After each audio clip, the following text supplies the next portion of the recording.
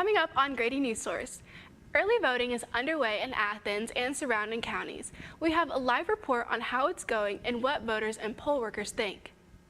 Clark County offers free child find services that screen for developmental delays and similar issues. Homelessness is on the rise in the Athens area, how nonprofits like the Sparrow's Nest are stepping up, and how you can help. All that and more tonight at 5 on Grady Newsource. This is Northeast Georgia's only local source for TV news. From the Grady College of Journalism and Mass Communication, this is Grady Newsource.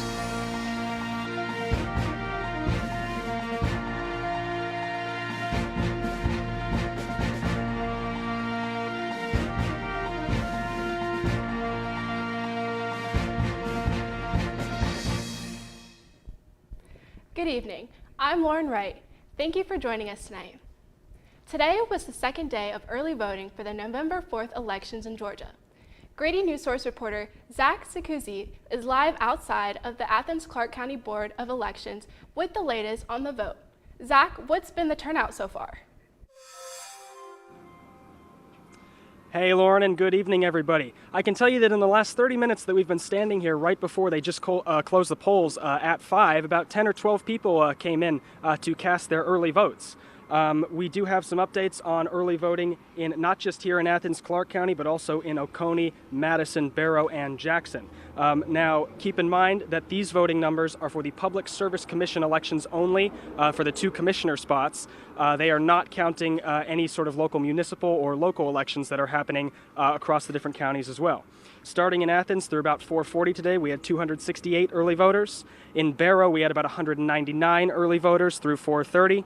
In Jackson, we had about 289 early voters through today at 4:30. In Oconee, 282 early voters through today at 3 p.m. And then in Madison, we had only about 45 through today at 3 p.m. So we are seeing some pretty decent turnout there in the 280s, 260s, but then in Madison, just 45. Now, I did have the chance to speak with a woman who early voted today in Barrow County about why she chose to early vote, and here that is for you. Today, I just walked right in and voted and was done, so it's just faster. And you can come when it's convenient for you, whatever day fits your schedule best, because it's like usually a 3-week window. For Bashirs, early voting isn't just about the efficiency. She also serves as a poll worker, making it nearly impossible for her to vote on Election Day. I've been working the polls for probably 6 years now, but the poll that I work at is not the district, does not correlate with the district that I live in, and so I'm not able to vote. I'm not ever able to vote on Election Day, so I have to come and vote early. The amount of hard work poll workers do to keep elections fair and secure sometimes surprises even themselves. I taught 3rd grade social studies, so I knew the branches of government, stuff like that. But as far as what they go through behind the scenes to check to make sure the voters are in the right place, the training that goes into it, the security, all the, you hear all these rumors about how elections can go awry. That cannot happen here. A study from UC San Diego in 2024 found that turnout for presidential and midterm elections exceeds off-year election turnout. But in Jackson County, Kane was encouraged by the number of people that showed up.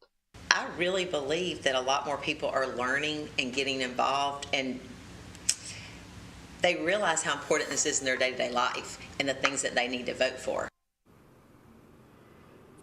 It's important to remember that early voting still has about 2 weeks left. It doesn't end until October 31st. If you're unsure about where and when you can vote, make sure to check your county's Board of Elections website or your government website. Back to you, Lauren, and make sure you guys get out to vote. Homelessness is on the rise in Athens and surrounding counties. Grady Newsource reporter Sydney Palmer shows us how the Sparrow's Nest is supporting the homelessness population and what the community can do to help. I know what it feels like to be at your lowest point, to be incarcerated, be imprisoned, to be hungry, to be homeless. Jamie Scott has taken his struggles and turned them into a success story. I've been, clean ever since 2007. I'm married. I'm a homeowner. I'm a taxpayer. And that story drives his passion every day. This is Scott's 15th year at the Sparrow's Nest, where he serves as the executive director. The Sparrow's Nest provides daytime services to support those who may be experiencing homelessness. Coming into the Sparrow's Nest with me and my experience, it's just like coming into my home. Everyone's a brother, a sister, an uncle, a grandparent. You're a human being. And we're currently preparing lunch here at the Sparrow's Nest. And in 2024, the Athens-Clarke County Continuum of Care stated that there were about 386 displaced individuals here in Athens-Clarke County. But Jamie says the current numbers are way higher. And I think it's spiking up right now. Things that I'm seeing as well during this season, our clients are getting younger and younger. And with the government shutdown, and a few more other agencies got shut down that with people that used to partner with us. I thank God that we happened to apply for a grant through the government before the shutdown came, and for some of these cuts came, that it can affect that, but we don't know what'll happen in the near future. Scott says the community must play their part. Whatever that one thing is that breaks your heart, find a place, a nonprofit that you can link up with. That can be through treasure, time, or talent, either or all three. Because he says it makes all the difference. From Grady Newsource, I'm Sydney Palmer. Georgia is required by federal law to find all children in need of special education services and evaluate them. Grady Newsource reporter Sophia Stafford dives deeper into how Clarke County School District is meeting this need. Today, Tamara Johnson brought her daughter to the Clarke County School District Early Learning Center for a service that some parents may not have even heard of. There's a lot of families who don't know where to go for evaluations or not even sure that, this exists. And then being that it's free, it's through the school district. CCSD offers screening appointments to see if children need special education or related services. Johnson says this service is particularly helpful because it's free for children aged 2.5 to 6 years old. Yes, definitely helpful, definitely. Because the cost, even with insurance, I was paying like $65 a week for speech services, and that's after insurance. Johnson is concerned about her daughter's speech development. Emmeline Kendall, a special education coordinator at the ELC, says many Athens families have the same worry. Getting them in very quickly so we can start either speech therapy or educational services is going to be key to the success as they get older. Less and less kids have been brought in for screenings over the past couple years, according to the Office of Early Learning. Kendall says this could be because not enough parents have heard about the service. We have attempted to get the word out there.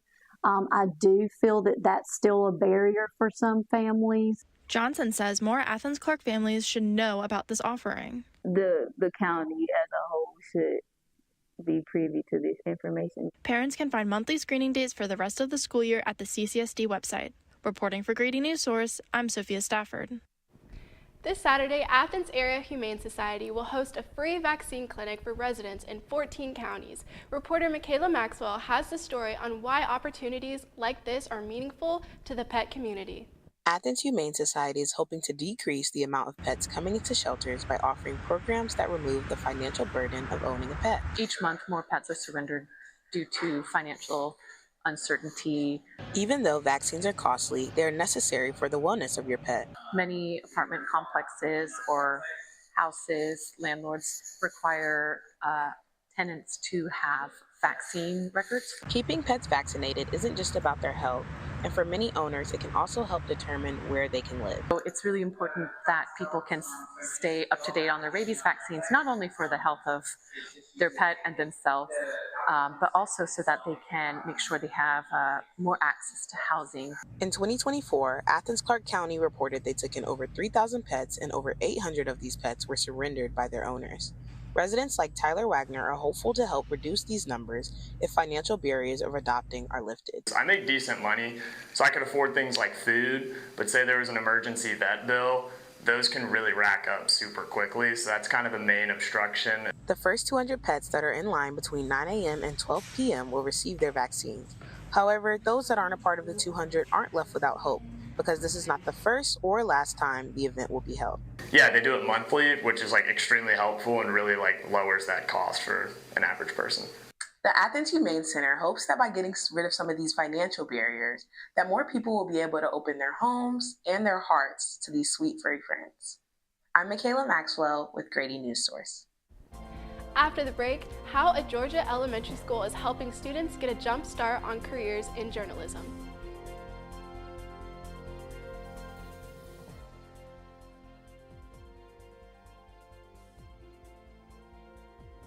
When I was in foster care, I never knew when I would have to move, so I always had my suitcase ready to go. Then one day, I was adopted. My new parents opened their hearts and home to me. My parents cook my favorite breakfast for me every morning. My parents take me on trips I never thought I would go on. They gave me a home and an even better reason to use that suitcase. My parents aren't perfect, but they're perfect for me. I think I finally found. Hey, how you doing? Hey, Mason. Hey, Mason. Got a new house. It's looking pretty cool so far. A place that I call home. I'm teaching Louise how to cook some lasagna. It only takes a spark to make a fire start. The Dutch.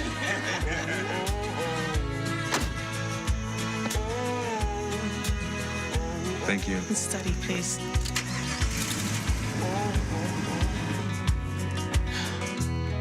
I think I finally found a place to make my own.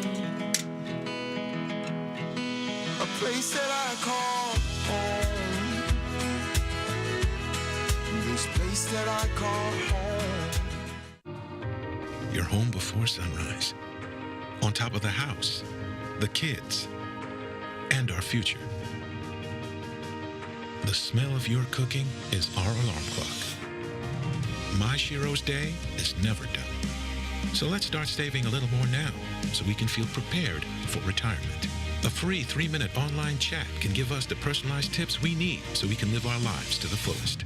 Visit aceyourretirement.org. Oconee County Elementary is providing students with a fun-free way to dive into broadcasting. Grady Newsource reporter Abby Haplin has more on the young journalist down the road. Good morning, LCES. Today is October 15th, Wednesday. At Oconee County Elementary, it's not the adults delivering the news of the day. It's the students. Every morning, a group of 4th and 5th graders work together to interview, inform, and create OCTV, the school's in-house broadcast. Led by media specialist Rachel Carter, the students film birthday shout-outs, holidays, and library news in the morning, and meet Tuesday afternoons to interview teachers and students. They're having to get comfortable in front of a camera, which can be really scary when you're 9 years old.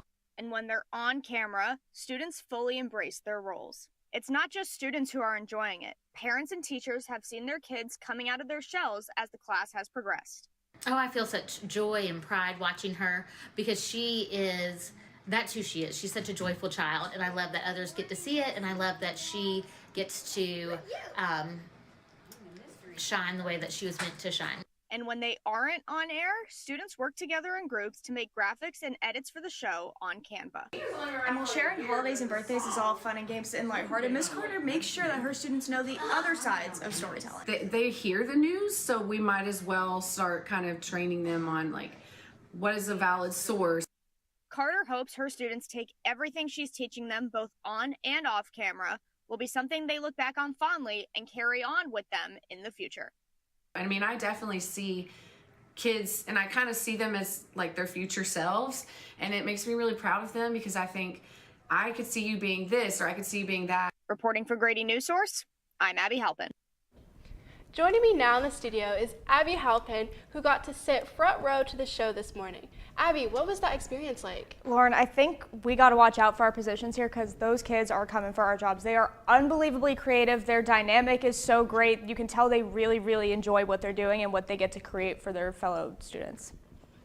And what's a part of the show that they enjoy doing the most? So they didn't film it while I was there. They filmed the undercover person on the ghost, and students had to guess who it was. But they do something called the hot seat. So whenever that segment is filmed, there's a random name in a bucket that they pull out, and they have to go find that person in the building, and they have to just interview them on the spot. Kids sounded like they really, really enjoyed doing it.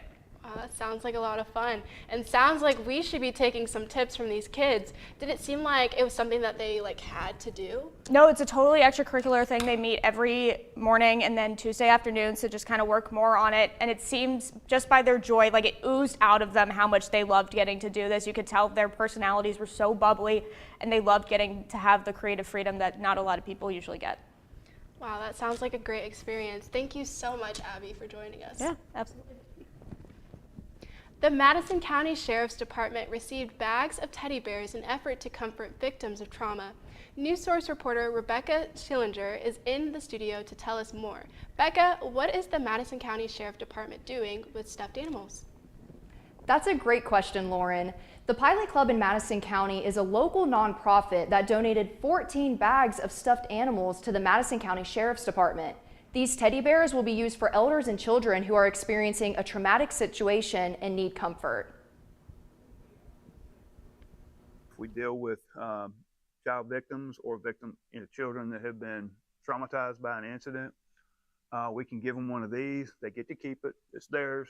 And it kind of helps them kind of relax a little bit. With these efforts, the Madison County Sheriff's Department is looking to comfort and help kids in times of need. Back to you, Lauren. Thank you, Becca. After the break, we will take a look at the weather and Georgia grounds. During high school, I hung with the wrong crowd and I never graduated. I helped Santiago in many different ways, like all fathers do, because he always wanted to go to college. I felt a little embarrassed to come back to school, but eventually, once I came here, I knew that it's for a bigger goal. He was very dedicated, hardworking. He connected with his teachers. He connected with other students. That was one of the key reasons why he was able to keep forging ahead. It was amazing to see him graduate. This was one thing that meant so much to him, and of course, it meant so much to us too. With the help of my father and having my son, that was all the motivation that I needed. That support is everything. Find free adult education classes near you at finishyourdiploma.org. I think I finally found. Hey, how you doing? Hey, Mason. Hey, Mason. Got a new house. It's looking pretty cool so far.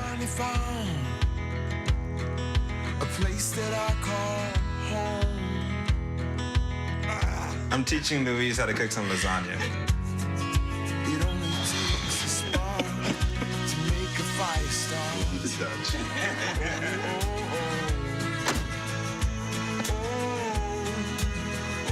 Thank you. Study, please.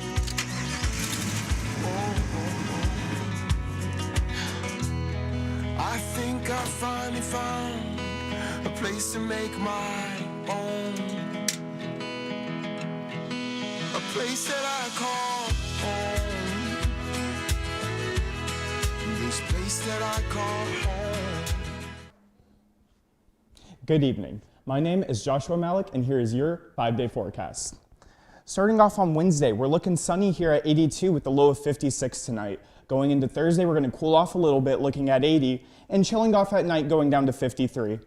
Going into Friday, we're going to be mostly sunny at 78 with lows of 52.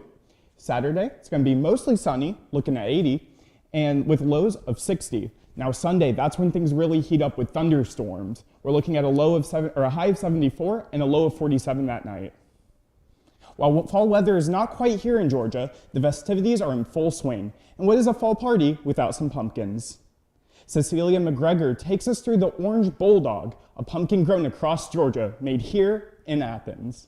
So the Orange Bulldog is a pumpkin. It was developed here at the University of Georgia by a predecessor of mine, Dr. George Boyan. But it took a long time. The initial seeds was collected in South America in 1996.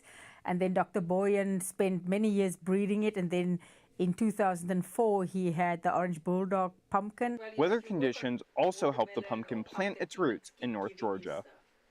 If you have cool temperatures at night, you normally can get bigger pumpkins, but also a lot of the insects that transmit diseases and a lot of the fungal diseases, they like warm weather. So. And that was your 5-day forecast. Coming up after the break, a look at UGA's volleyball upcoming 10K day and an update on World Cup qualifiers. Don't go anywhere.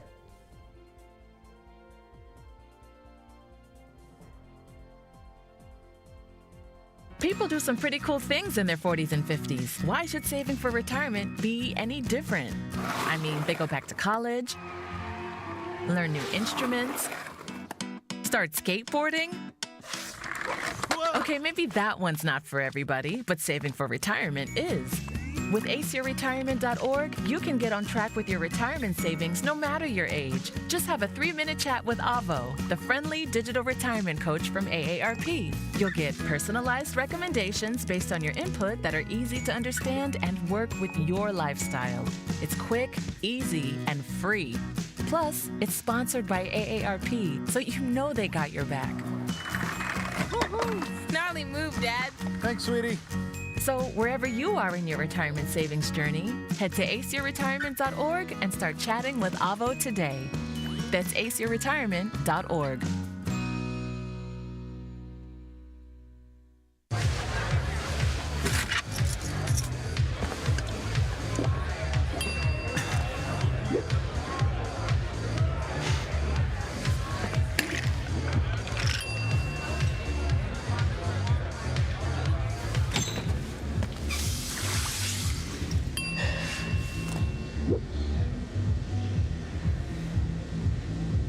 If you need to do something to feel okay to drive, you're not okay to drive.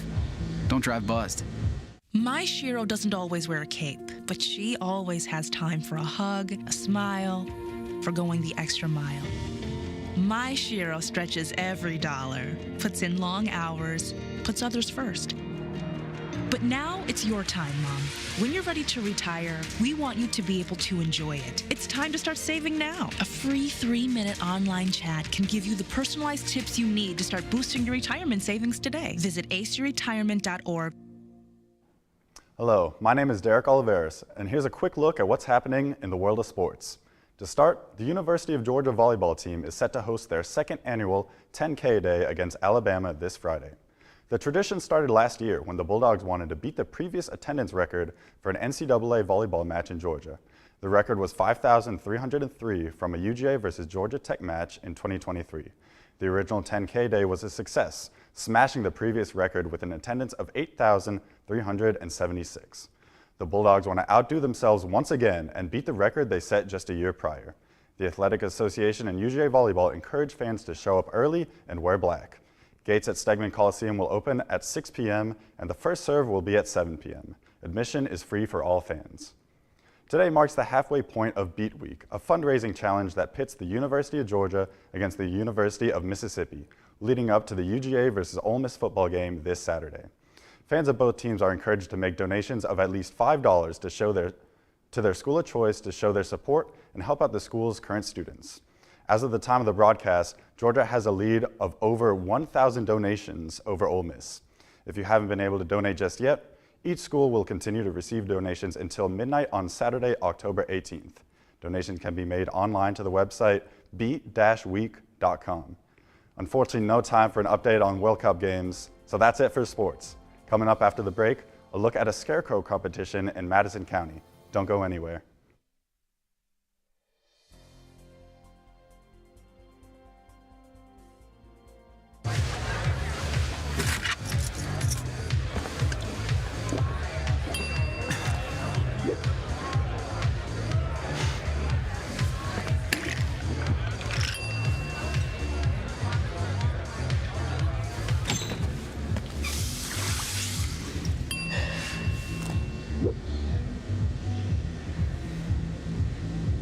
If you need to do something to feel okay to drive, you're not okay to drive. Don't drive buzzed. You're home before sunrise, on top of the house, the kids, and our future. The smell of your cooking is our alarm clock. My Shiro's day is never done. So let's start saving a little more now so we can feel prepared for retirement. A free 3-minute online chat can give us the personalized tips we need so we can live our lives to the fullest. Visit aceyourretirement.org. Julie was always a voracious reader. She'd carry 2 novels on an airplane because she'd read one on a 3-4 hour ride. And at some point, I began to notice that she would read a page and couldn't remember what she had just read, and she'd have to go back and read it again. I don't remember much these days after I read, but less does for me, and I love it.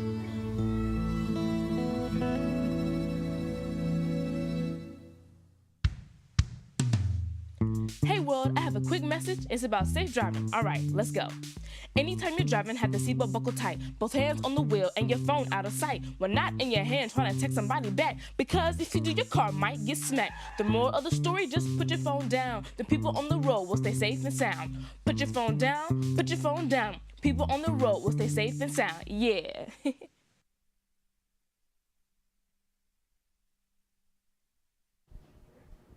Keep Oconee County Beautiful is hosting a drive-through community shred day this Friday, October 17th from 11 a.m. to 1 p.m. at Oconee Veterans Park. Rain or shine, Oconee County residents can bring up to 4 boxes of documents to safely shred, and all shredded paper will be recycled. In Madison County, fall is more than a season. It's a time when the community comes together for a friendly competition called Scarecrows in the City. Grady Newsource reporter Laurie Ruby has the details. Plumbers, pilots, and lawnmowers made of pumpkins are all part of Scarecrows in the City. A county-wide community pride opportunity where our businesses, chamber members, and non-chamber members get to participate in a scarecrow decorating contest, and they are in all 6 of our cities here in Madison County. This past Saturday, people could participate in the Selfie Saturday scavenger hunt, solving riddles leading them to scarecrows in various locations across the county. And today, the winner was announced. Oh, Kayla Barnett. Awesome. Barnett won a basket full of goodies from local businesses. It was a lot of fun. We went all over the county. I haven't been to Comer in, gosh, forever, and it was just nice to be able to get out there and see what all they have going on. Even though the selfie competition is over, you can still vote on your favorite scarecrow through the Chamber's Facebook. Billy Meadows Hot Dogs, a local restaurant, is currently almost 200 points in the lead, but to them, the competition is more than just a prize. This is my first year, and I work really, hard trying to make this community and keep up the appearance of Mr. Bill, and he's the one that used to own this place, and it's been in his family for years. And so it just makes my heart explode when I can keep him alive by doing things. And while this kind of meaningful connection in the community can't be planned for, the Chamber aims to get people excited about everything Madison County has to offer. We truly love where we live, and we believe that Madison County is one of the greatest places in the state of Georgia, and so anything that we can do to help promote our local businesses, get folks out there and enjoy some community pride is something that we're proud to be a part of. Joining me live in Madison County from the Danielsville Center is Laurie Ruby. Thank you so much for joining us. The Fall Harvest Festival for Madison County is coming up. Is that event tied to that? Yeah, so I'm here right in front of Reboot Madison Scarecrow, which is a mental health service out of Madison County. And this competition, Scarecrows in the City, is all about getting local businesses' names out into the community and getting community members engaged with these businesses. The Harvest Festival is all about local businesses, creativity, artistry, and community connection. So this competition, especially the selfie part, is a chance for businesses to get their names out and get community members really excited about the Harvest Festival coming up. So you told us that Billy Meadows Station has the most votes. What number are they at right now? So as of 2 minutes ago, when I checked, they were at 417 reactions, which is nearly double the next runner-up. So I'd say they're in a good spot. Wow, that's great. So how long do people have to vote on their favorite scarecrow? People have until October 31st, Halloween, to get on the Chamber of Commerce's Facebook and react to any photo, whichever one they think is the best. And that'll be how they wrap up the competition. Thank you so much for joining us, Laurie. And thank you guys for tuning in into Grady Newsource. I'm Lauren Wright. Have a good night.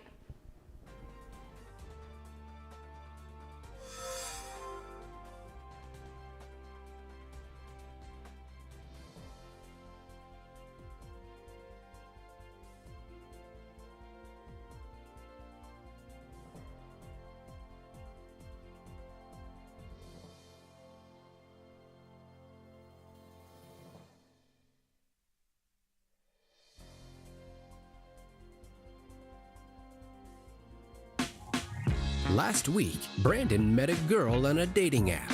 One day after work, he finally found the courage to ask her out. No answer. He started to panic. Was he being too pushy? Maybe it was too... Hey, sorry I didn't respond. I was driving. I would love to go on a date. How does tonight sound? Brandon tried to play it cool, but inside he knew. A girl so smart, so responsible. She must be a keeper. You know, a lot of people say, when you're going somewhere, you don't want to look back. But I beg to differ. For her to see her father celebrate his graduation, it's the best feeling in the world. I can't lie and say it was easy. But sometimes you just have to stop everything and take it in. I looked at everything in a different light. I realized it started with me going back and getting my high school diploma. Jordan knows he shouldn't eat this entire bowl of nachos, but tonight he's earned that right because a few hours ago in the middle of happy hour, he recognized a sign, not from the gods or a bolt of lightning, but from a double heart, a kissy face, and a fourth ha in ha ha ha. That's when Jordan knew he was buzzed. So when it was time to go, he got a ride home instead of driving. Be a legend like Jordan. Recognize your buzzed warning signs and get a ride home. Buzz driving is drunk driving. There is a road laid out for me. First night here, but Amy seems cool. Leading down to the river. I am blind, but I need not see. What do you think? I know this road is there for me. If I'm really free, take me down to the river and walk. All right. Thank you to our viewers for joining us. As you can see, we are in very high spirits after a wonderful show. Thanks to Jordan, our producer. I don't think we tried so many different ways of doing live, and I just loved it. There were several ways of doing lives outside. We have people still walking in, and yes, and a lot of our MMJs also were volunteers. They were helping inside the studio. We were short of staff inside the studio, but the viewers never knew, because we had MMJs double tasking and doing everything behind the scenes. Really, really interesting. I loved all the packages. I think today we excelled in stand-ups. I think that's our big accomplishment today. We had Sydney cooking.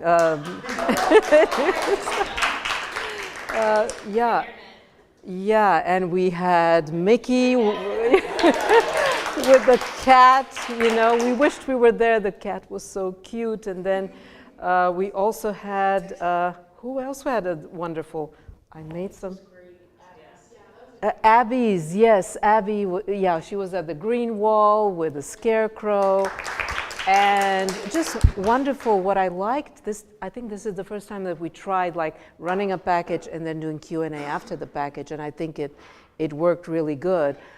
I just thought all the packages were, you know, there was spirited writing, there was interesting B-roll. I could tell all of you loved what you did today, and it showed in those packages. And I just have little to say, but just kudos and just keep up the good work. Next week, we have recruiters and people in high places who are going to do the critique. And so bring again your A game on Monday and on Wednesday. So Monday it's Tegna Recruiters. Wednesday it's my former boss, who's now the executive vice president of CNN International. She will be also watching. She won't be here, but she'll be watching on Zoom, and then she'll join us. We'll watch her here, and she'll do a critique.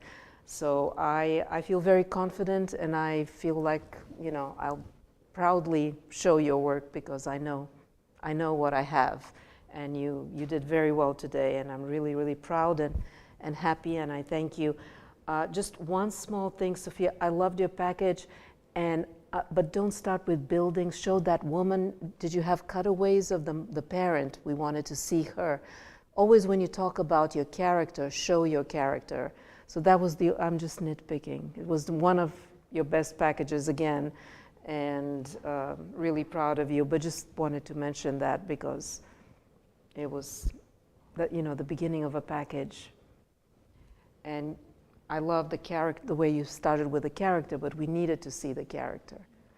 But that's the only thing that I have, and it's just nitpicking. All the anchors did great. Loved the chemistry that Lauren had with all of the reporters. She did not look like she was reading the questions. That was very good. Loved our sports and weather.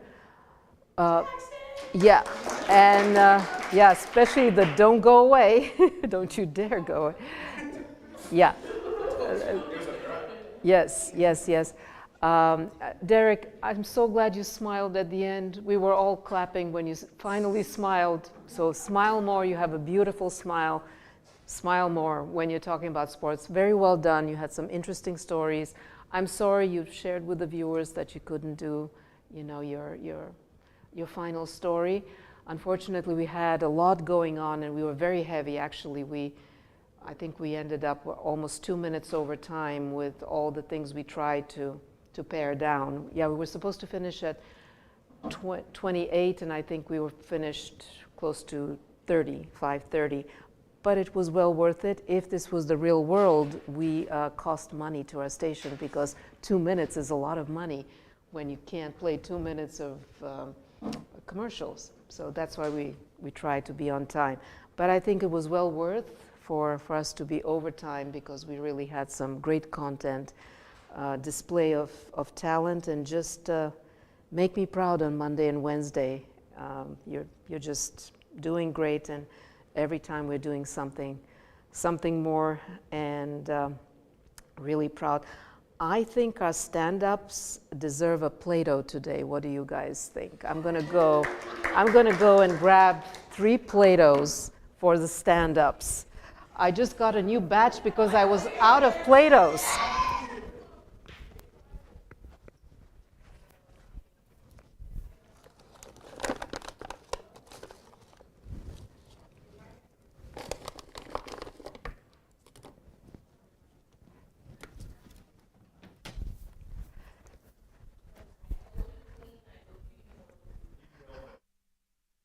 So I grabbed at random. I've got a purple, a yellow, and a green. Sorry, you got it. If you want the purple, we can trade. That's okay. Thank you, guys. For creativity and for all those stress of the live. Thank you, guys. That's all for the show. And now I would like to ask our Sojo people. They had some adventures today and even got taken for a ride, right? No, got invited for a ride. We want to hear from you. Sure. So, hi. Me and Lauren are working on Oconee County Sojo. Ethan's working separately on Sports Sojo. But we still went out together and tried to talk to as many people as we could as a team to see what knowledge we could get from various people. And we got a lot of good information about the community and different things that they're seeing around. And a really prevalent response that we were getting was that people didn't really identify right off the bat issues that they were seeing in their community. And so we were staying around one area, and so I thought that maybe we should go to a different spot to see if we would hit a different demographic.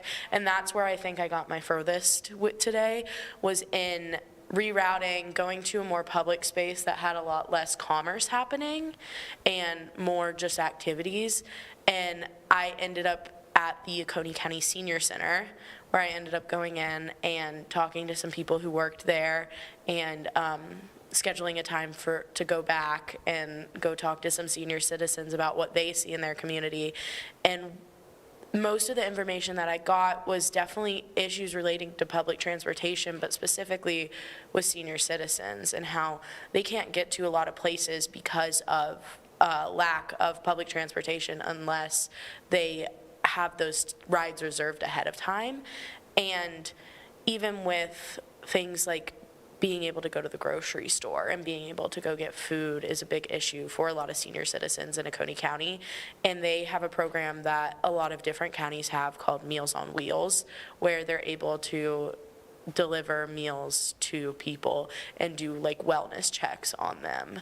And so when talking to these people about it that worked at the senior center, they invited me to come along on any weekday, Monday through Thursday, and ride with them and see like what they do and how that goes, and even how they transport people. So I thought that was really interesting, and just learning a lot about how Oconee County does have a pretty large senior population that's not as talked about as often, because there's a lot of young families that are starting to move into the area. So I think it was really interesting and insightful, and I got a lot of contacts today from talking to people and just hearing what people had to say. Yeah, that's a great program, yeah. And yeah, having had my parents experience how their world got smaller and smaller because they couldn't drive. Yeah, that's a very important service to them. But what kind of issues in general did people raise? Yeah, a few people did raise the issue of people being bought out of being able to live in Oconee County still, because of so many people moving in, that families have had to sell like generational land, and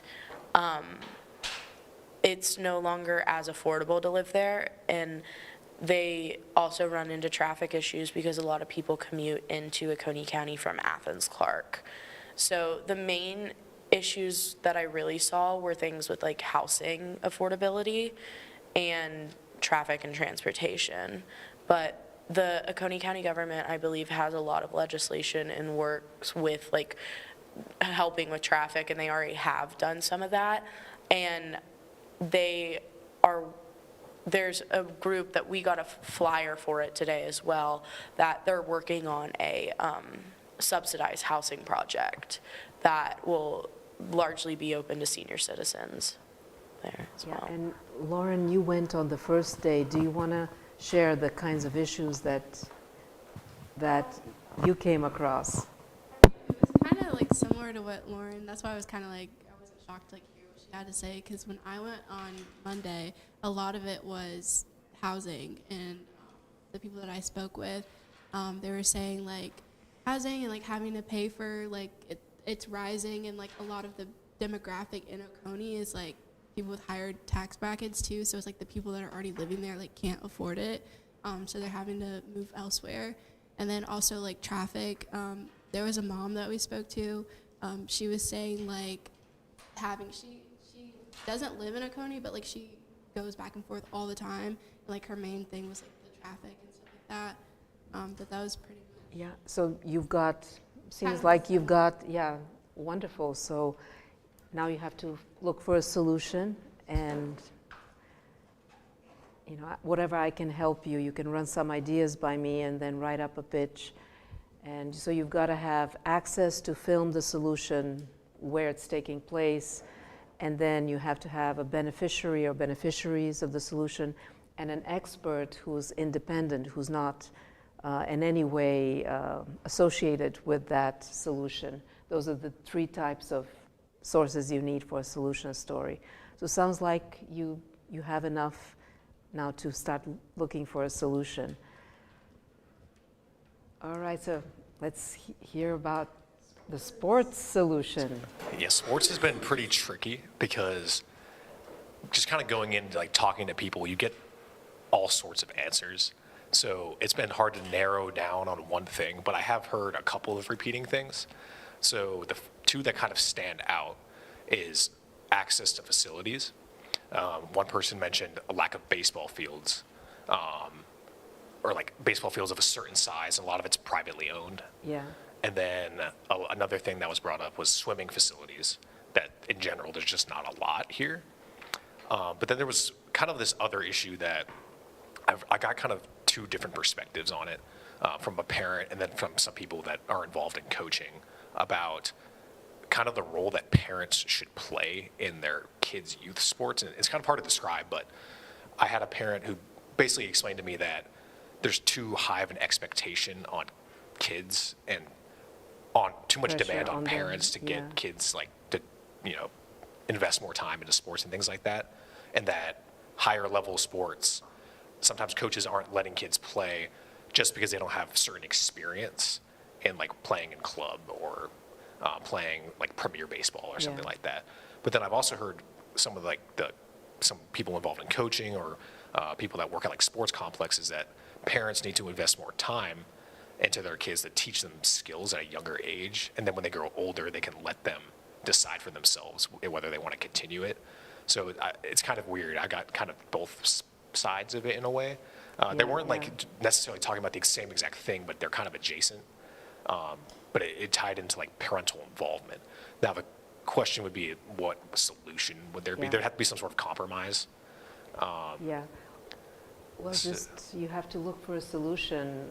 Either parents who have kind of joined forces to be more engaged in their children's athletic activities, or the other issue you mentioned, access to sports infrastructure.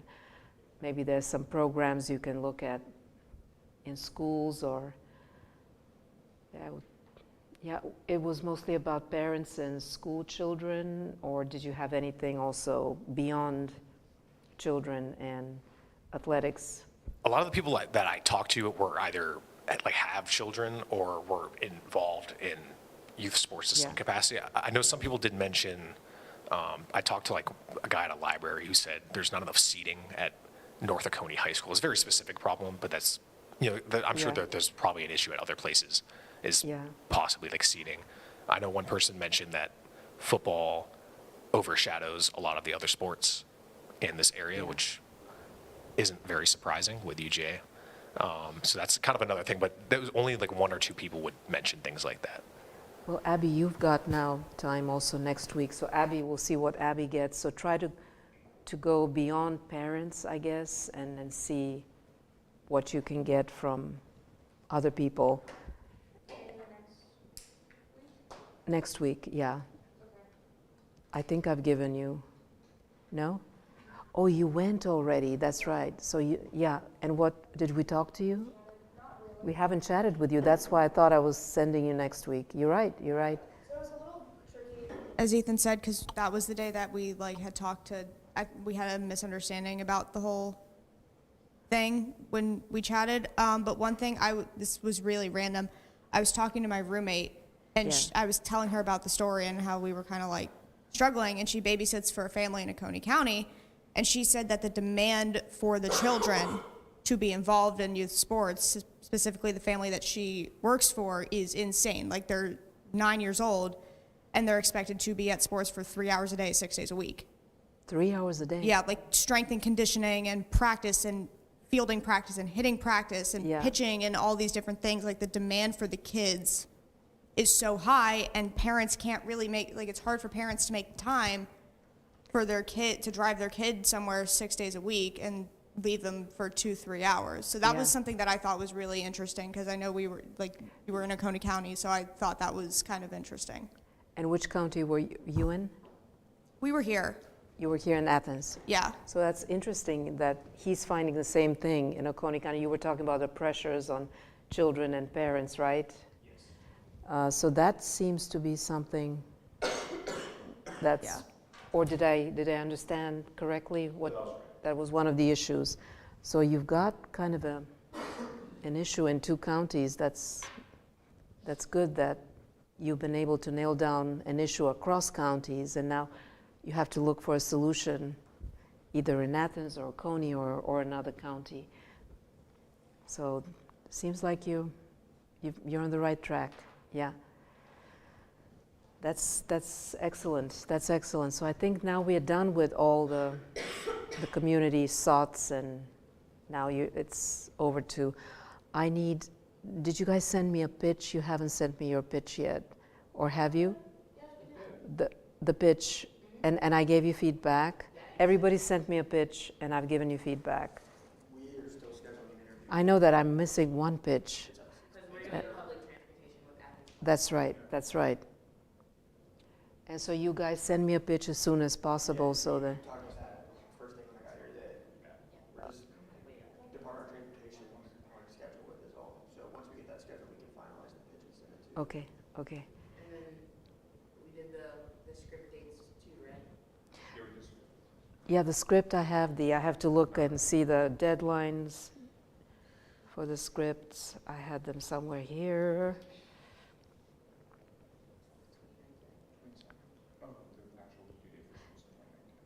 Yeah, due days, yeah. And then each county has a.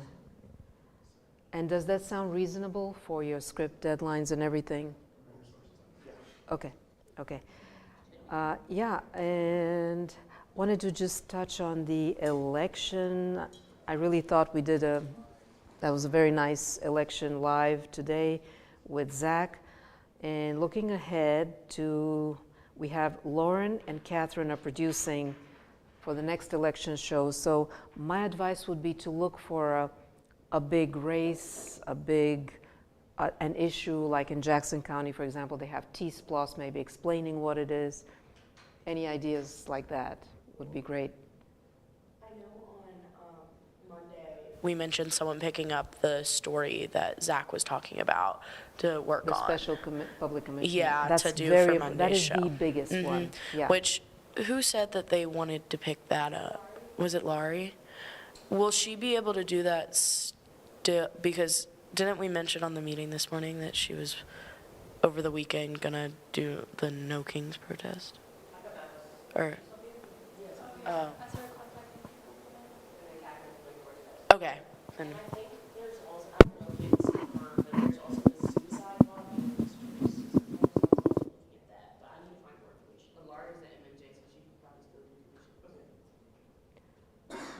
Okay, so, and Catherine, do you feel confident that you have an MMJ committed to an election story?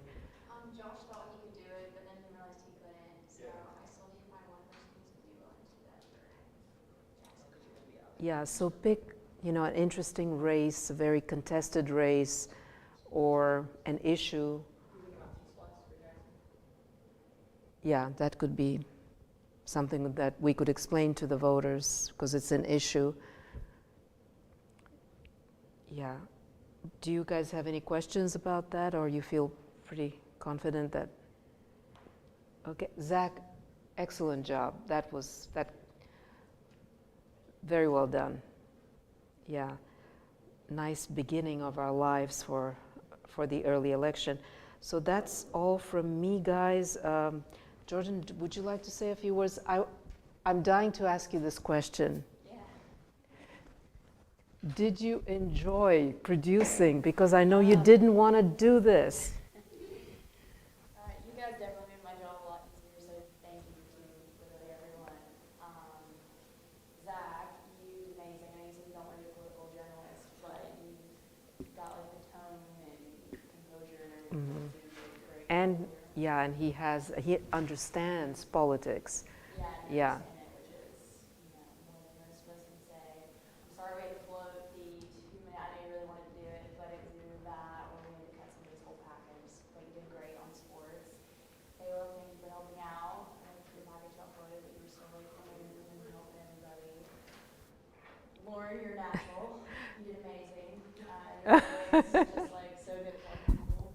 And Sydney, loved your package. Thank you so much. Loved yours. Hit on one of my heart topics. Same with Sophia and Abby. I loved both of the kids' stories. Becca, also same to you. Loved your story as well. That was reverse Dr. Evil. I love it. Petting the cat at the end. That was great. Loved that. So, and then weather is amazing. Sweet pumpkin story. So you guys made my job easy. So it was definitely not even me. But yeah, appreciate your patience because. Yeah. Wow. Thank you guys. But you see, that's excellent. She didn't answer my question. I don't like telling people what to do. I prefer being like, Jordan, this is what we need from you, and I just get to go do the fun part. Yeah, makes two of us, but I have to do it, so I do it. But Yes. I'm like you. I just want to do my story, and I don't want to tell people what to do, but I have to do it, and Yeah. I do it to the best of my abilities. Yeah. No, you But did it's okay if you great. don't want to tell me whether you liked it or not. I appreciate the way you evaded my question. Excellent. You can be a good politician, yes, or a diplomat. Yeah. Yeah. All right. I love it. I love it. I love it. Guys, love you very don't like much. to complain. Really proud of you, and let's do it again next week. And, yeah, you should be really proud of yourselves.